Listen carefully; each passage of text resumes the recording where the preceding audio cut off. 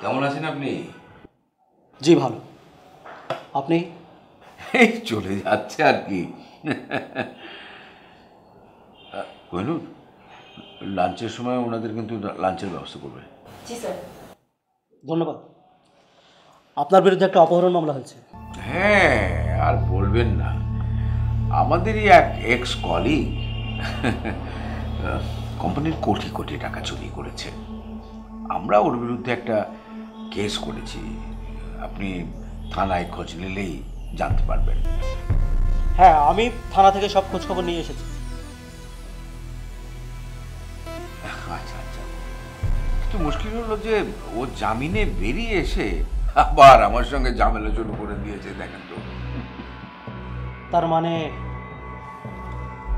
আপনি বলতে চাচ্ছেন যে অপহরণ মামলাটি মিথ্যে? আরে সেটা আমাকে পরিষ্কার করে বলতে হবে কেন?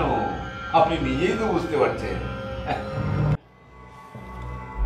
আপনি বলতে চাচ্ছেন যে অপহরণ মামলাটি মিথ্যে?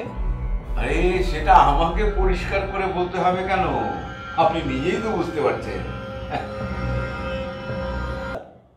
আপনি সম্মানীয় মানুষ, আপনার আন্তর্জাতিক খ্যাতি আছে, তো আপনি এমন একটা কাজ করলেন কিভাবে?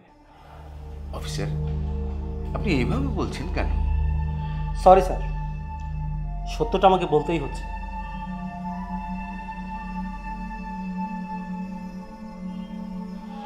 আপনার অফিসের সিসিটিভি ফুটেজ প্রমাণ করে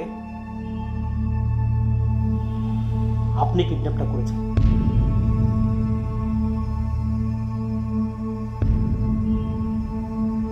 আপনার মেয়ে সেদিন যদি সময় মতো মেয়ে দুটোকে উদ্ধার না করত, তাহলে কি আপনি খুন করতেন?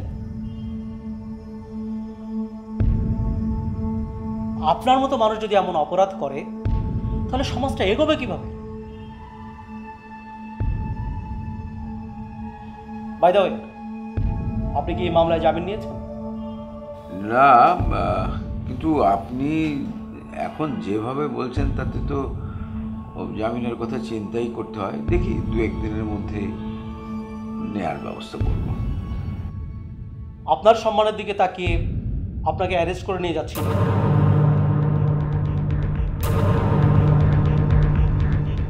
যত তাড়াতাড়ি পারেন জামিন নিয়ে নিন।